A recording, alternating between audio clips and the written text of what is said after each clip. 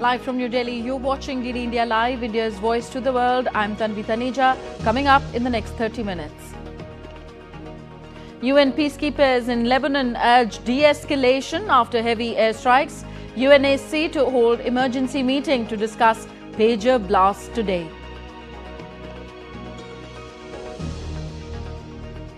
Ursula von der Leyen pledges more European support to President Zelensky. Russia says West should stop arming Ukraine if it wants to settle the conflict. Sri Lanka makes final preparations for tightly contested presidential election. 38 candidates in the fray. And India will be the third largest economy by 2030-31 with projected annual growth of 6.7%, says S&P Global.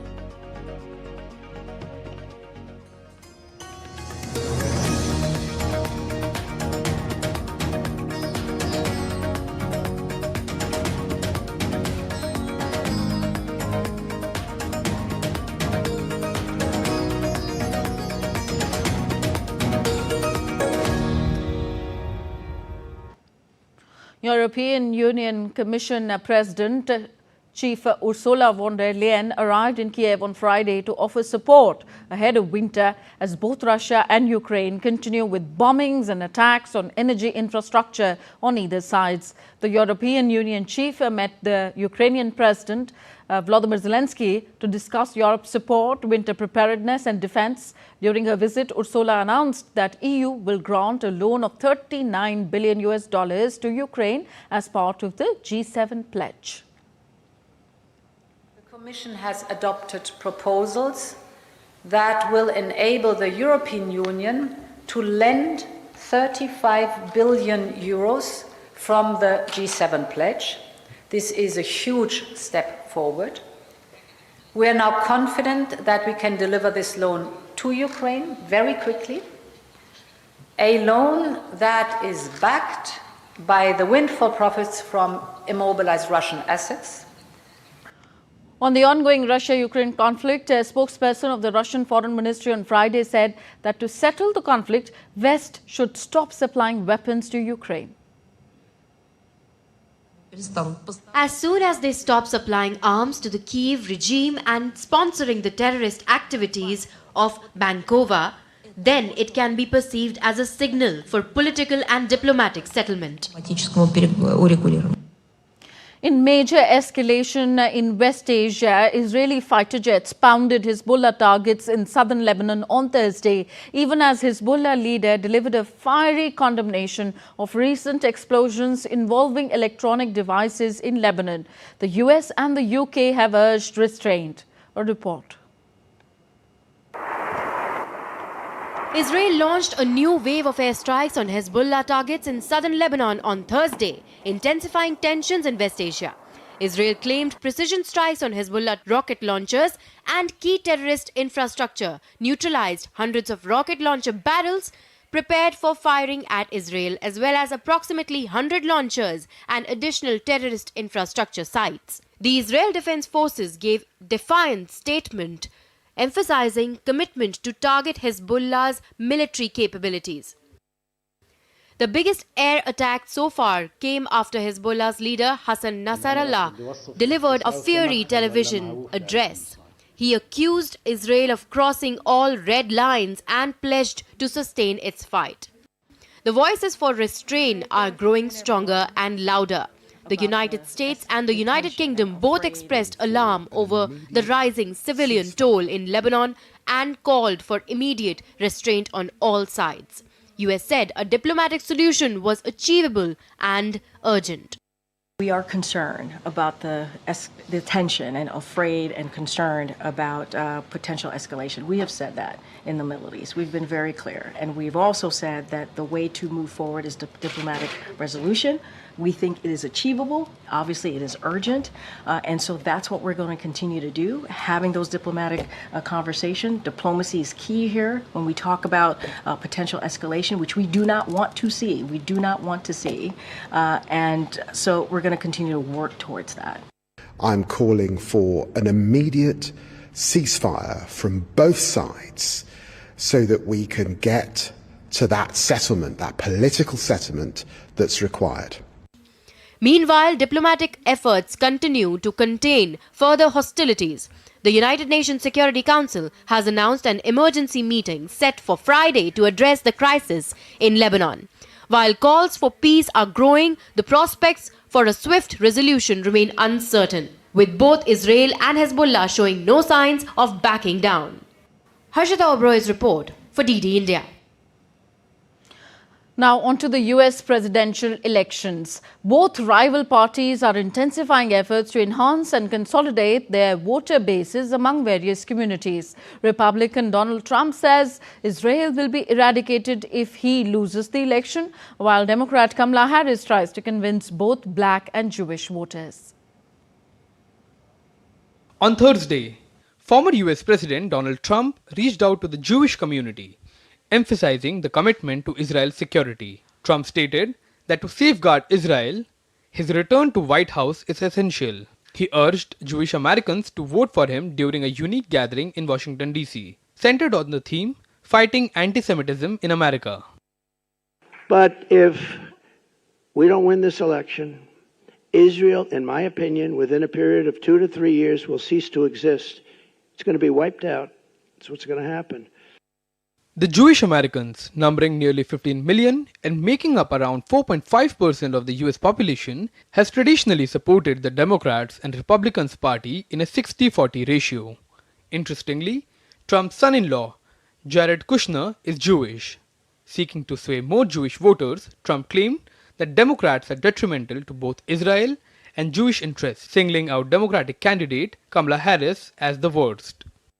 In my opinion, the Jewish people would have a lot to do with a loss if I'm at 40%. If I'm at 4%, think of it, that means 60% are voting for Kamala, who in particular is a bad Democrat. The Democrats are bad to Israel, very bad. African Americans, who comprise about 12.1% of the US population, are another key demographic. The voter rights organization Black Votes Matter launched a campaign on Thursday to encourage black voter registration ahead of Georgia's October 7 deadline. The campaign, dubbed We Fight Back Tour, kicked off with a stop at Cross Keys High School in Atlanta. The goal is not just to register voters but also boost turnout among black communities. And we want to be able to raise those issues with them and connect that back to the ballot. Who pulls the lever of power? Not just at the top of the ticket, but at the bottom of the ticket in your local elections. For Democratic candidate Kamala Harris, both black and Jewish voters are critical, as these groups have historically leaned Democratic. On Thursday, Harris made a symbolic gesture to both communities, hosting a star-studded rally featuring talk show icon Oprah Winfrey and other celebrities. The event aimed to galvanize support from Jewish and black voters alike. Harris herself has black descent and Jewish husband. As Trump seeks to attract new voters, Harris's focus is on consolidating and expanding her base other than chasing new grounds. With the race tightening, both candidates are pulling out all stops. Akhilesh Suman reporting for DD India. German Chancellor Olaf Scholz's Social Democratic Party SDP stronghold Brandenburg goes to polls on Sunday. The upcoming poll is a strong contest between Scholz's party and far-right party Alternative for Germany AFD in a region ruled by SDP for more than 3 decades. While Scholz's centre-left party closely trails behind the AFD, which has a narrow lead in polls.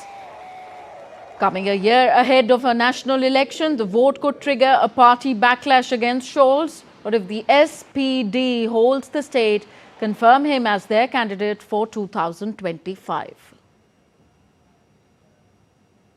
The people of Sri Lanka are set to vote for a new president on Saturday in an election that will be key in deciding the future reforms in the country that is reeling under an unprecedented economic crisis. A total of 38 candidates are in the fray whose fate will be decided by 17 million voters in a preferential voting system. The front-runner candidates have expressed confidence of a victory, while experts say that no candidate may get a majority in the first round of counting. The Election Commission has said that efforts will be made to ensure that the final results of the election are declared on Sunday, even if the election moves to a second preference count. Incumbent President Ranil Wickremesinghe is seeking a re-election while he is being challenged by Samagi Jan Bal Vegaya candidates Sajit Premadasa and Anura Kumara Disanayake from National People's Power Alliance. Staying in Asia, the Bangladesh Nationalist Party BNP has voiced concern over the interim government's decision to grant magistracy powers to the army. BNP Secretary General Mirza Fakhrul Islam Alamgir warned that this move, led by Professor Mohammad Yunus, could create new issues reflecting the failure of civilian institutions to maintain law and order. Fakhrul urged the government to reconsider, arguing that the army should only be given such powers in areas where the situation has become uncontrollable. The interim government's decision allows army officers to act as executive magistrates under district supervision for 60 days, aiming to improve nationwide law and order ahead of elections. Next, we take a look at other stories making news around the world. The Mexican Army and National Guards conducted an operation in Sinaloa. 6 people, including Mario Alexander Gamez Cuevas, also known as LP, a close ally of Ivan Arquivaldo, were arrested. Arquivaldo is the leader of a powerful Sinaloa drug cartel in Mexico. In a historic visit by a South Korean president in 9 years, Yoon Suk-yeol is on a 4-day visit to the Czech Republic. Yoon held a meeting with his Czech counterpart Petr Pavel. The two leaders agreed to step up cooperation in all areas of economy and security, as the two sides will mark 10 years of bilateral strategic ties next year. And London's high-end department store Harrods has apologized to several former female employees who had worked with the department between 1985 and 2010 for failing to stand up for them. These women alleged that the late former owner Mohammed Al Fayed had raped and sexually assaulted them.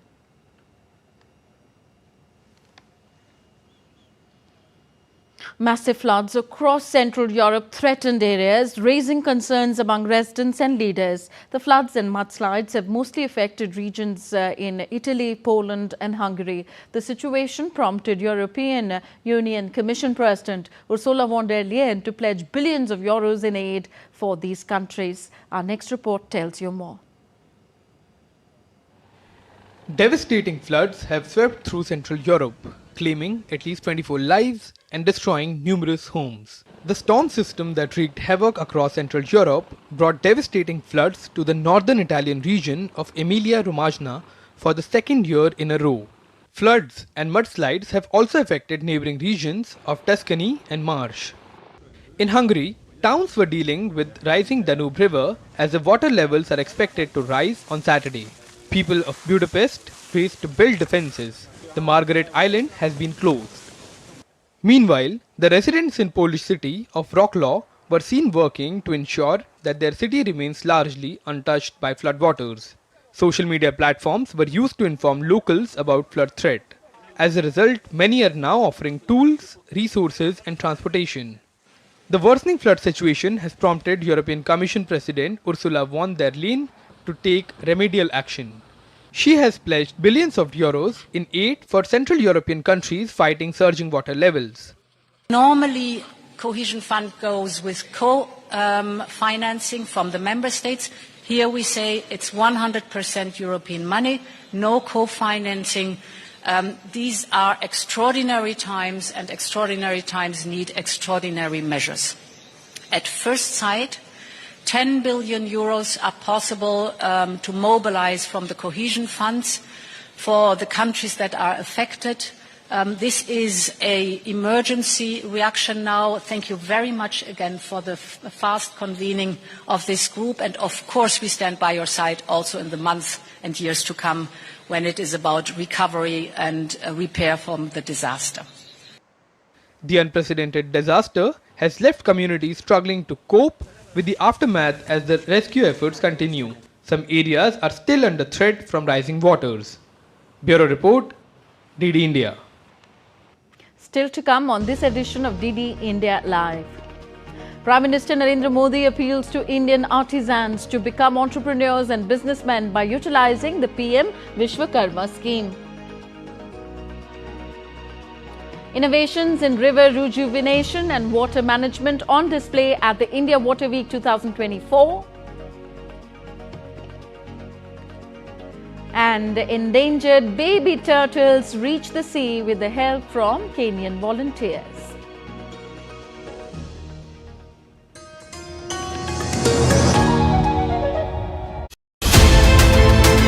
We are looking at new and emerging dimensions in India's most important strategic partnership with the United States. From Washington's standpoint, India, I would say, is a rising part of our economic portfolio looking globally. It's now one of our 10 largest trading partners. And again, if any company has got offshore R&D and IT, it's probably coming first to places like Bangalore and Hyderabad. What we've seen just in the last couple of years is a shift away from transfer of technology, of selling things to India, and of exercises, which are all great and they're fundamental, but we are now moving actively into interoperability.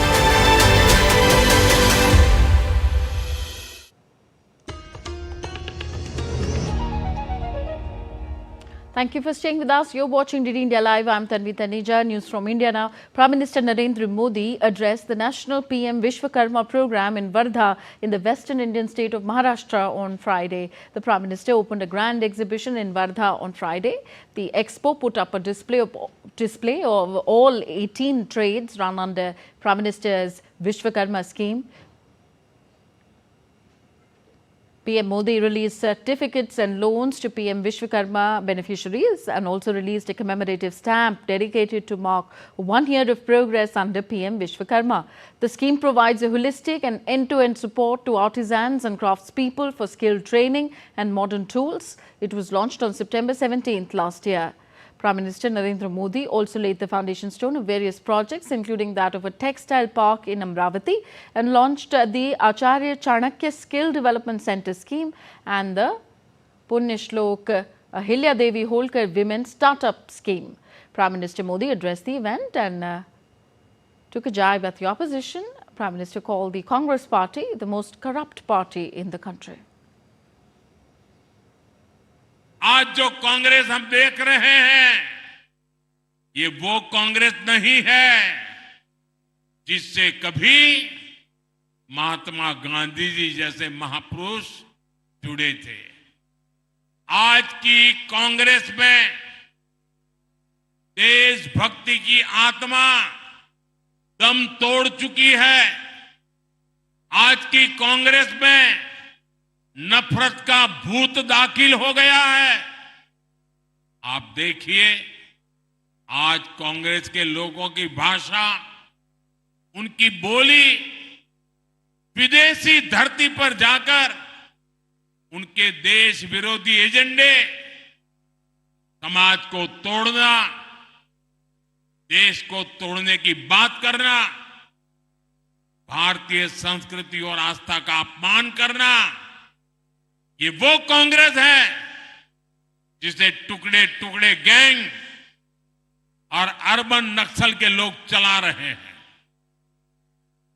आज देश की सबसे बेईमान और सबसे भ्रष्ट कोई party है तो वो पार्टी कांग्रेस पार्टी है।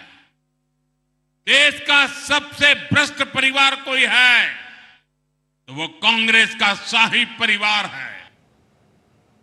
On the 100 days achievements of Ministry of Health and Family Welfare, India's Health Minister JP Nadda said that the government took a big decision to expand Ayushman Bharat Pradhan Mantri Jan Arogya Yojana by including all aged 70 and above, irrespective of their socio-economic status.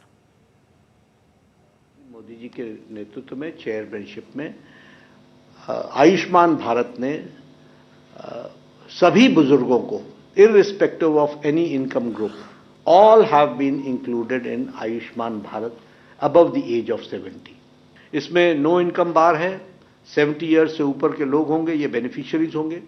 4.5 crore families are to be added, have been added, which amounts to 6 crore people. 6 crore लोगों को और जोड़ा जाएगा और senior citizens को और उनको 5 लाख रुपए का फैमिली बेसिस पे उनको हेल्थ कवर दिया जाएगा.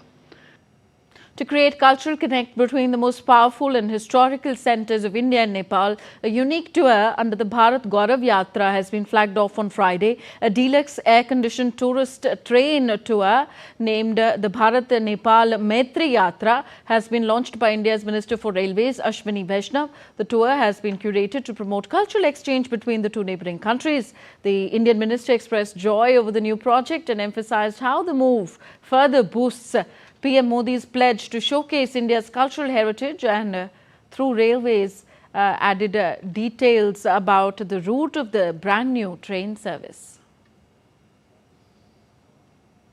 One yatra which is very unique because it will be connecting India and Nepal.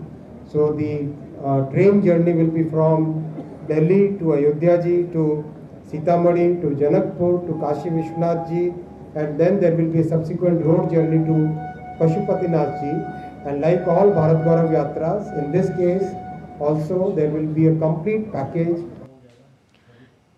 To commemorate the first anniversary of the renaming of 21 islands in the Andaman and Nicobar, the Tri-Services Andaman and Nicobar Command launched Expedition Paramvir. In the water swimming expedition, the Indian Armed Forces and the Coast Guard undertook swimming to all the 21 islands as a tribute to the valors, courage and sacrifice of the 21 Paramvir Chakra awardees. The expedition was formally flagged off by the Defence Minister in Delhi. The flag-in ceremony of the expedition, Paramvir, honours the sacrifices of India's PVC, Paramvir Chakra Gallantry awardees. The flag represents the cause and stirs emotions of patriotism and pride, said the Defence Minister. हमारे जो islands हैं जिन परमवीर चक्र प्राप्त विजेता जो परमवीर चक्र जिन्हें प्राप्त हुआ है उनके नाम पर रखे गए हैं. मैं समझता हूं कि जब लोग आपके इस भगीरथ प्रयास की चर्चा करेंगे तो उसमें हमारे परमवीर चक्र जिन लोगों ने प्राप्त किया है उनके भी शौर्य और पराक्रम की चर्चा निश्चित रूप से होगी. Last year, on the occasion of Parakram Divas commemorating the birth anniversary of freedom fighter Netaji Subhash Chandra Bose, India's Prime Minister Narendra Modi had announced the renaming of 21 islands in the Indian Ocean. DD India's Vishal Barrister interacted with the expedition team after the ceremony. 300 kilometers, 70% against the current. This is the first expedition of its kind in all the 21 islands of Andaman and Nicobar. And I have with me Air Marshal Saju Balakrishnan. Absolutely, without doubt, this is the not only a sort of accelerating adventure for the entire team, but a great homage to the 21 Paramvir Chakra awardees. Sir, it's been said that it would open new avenues for the tourism sector as well. Without doubt that this is a novel way of opening up the great channels for open water swimming internationally, and as is the case in every other occasion, it is armed forces which lead the way, even here also. Well, absolutely, and I have with me Wing Commander Paramvir, and he is the leader of this expedition. So the responsibility was on your shoulders. It was one of the toughest expeditions. So what was the biggest challenge? Biggest challenge was to handle the entire logistics and safety. That is very important before start of an expedition. And as we know, the Indian waters, we are not very, we don't maintain records of marine life. So that was another challenge. So there were crocodiles. Of course, they were swimming with us. So there was no harm done. Jellyfish are common all across the world. So there is nothing specific which we would say. But the most exciting for us, I would not say challenging, because see, when we are swimming in peak summers and peak monsoon, I don't have to justify how the challenges, the magnitude of challenges could be. But for us, it was a treat going to all the 21 islands named after Paramvir Chakra awardees. And it was a sense of pride and honor for all of us. Certainly an honor for everybody of them. And I have some swimmers also. I was part of this expedition and I'm feeling very proud. Indeed, he is very proud, and so are we, because this has been a wonderful expedition and they are here today to speak to us. With cameraman Naveen in Delhi, this is Vishal Barrister for DD India. And at India Water Week 2024, the National Clean Ganga Mission's Pavilion has unveiled an exciting new initiative, the Smart Laboratory on Clean Rivers project. This groundbreaking collaboration between the National Mission for Clean Ganga, Indian Institute of Technology Varanasi and Denmark bring together cutting-edge innovation in river rejuvenation and water management. Here's more. The SLCR project based in Varanasi is focused on rejuvenating the Varuna river with an initial funding of 170 million from the Ministry of Jal Shakti and a 50 million grant from Denmark. This joint effort aims to create a sustainable solution for cleaner rivers, combining knowledge from government bodies, educational institutions and local communities. Namami Gange program has been working for the Ganga rejuvenation, and our focus was main stem as well as tributaries.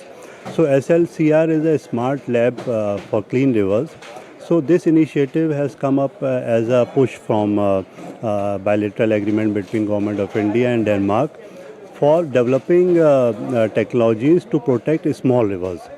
So under this initiative, this project has been approved, and a hybrid lab will be set up in IIT BHU, and living lab shall also be set up on Varuna river. And researches, decision-making system, participation of new technologies from the other countries, especially from Denmark. It will help us to develop innovative technologies to protect our small rivers.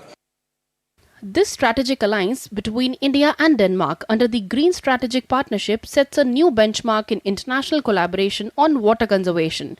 It symbolizes the shared commitment of both nations to tackle pressing environmental issues while focusing on long-term river rejuvenation and sustainability. Kriti Vadhera's report for DD India.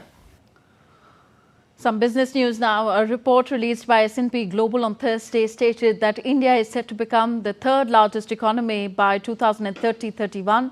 The projected annual fiscal growth rate in India is 6.7% this year. India recorded an 8.2% growth in the fiscal year to March 2024.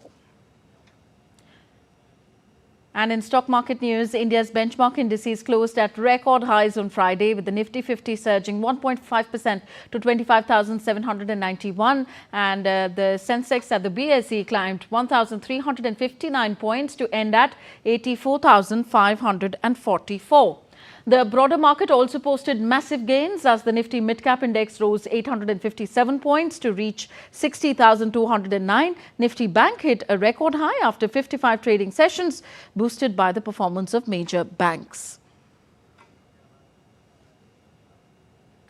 And newly hatched from eggs, tiny turtles emerged from sand as they travelled towards sea. Volunteers from Early Birds Banda were keenly watching as these tiny flippers continued their journey. The early days of hatchlings as they embark on this journey is perilous due to many external factors, and a very small percentage actually reaches the waters to start the second phase of their lives. And here we see conservationists from Kenya helping these newly hatched turtles reach the sea.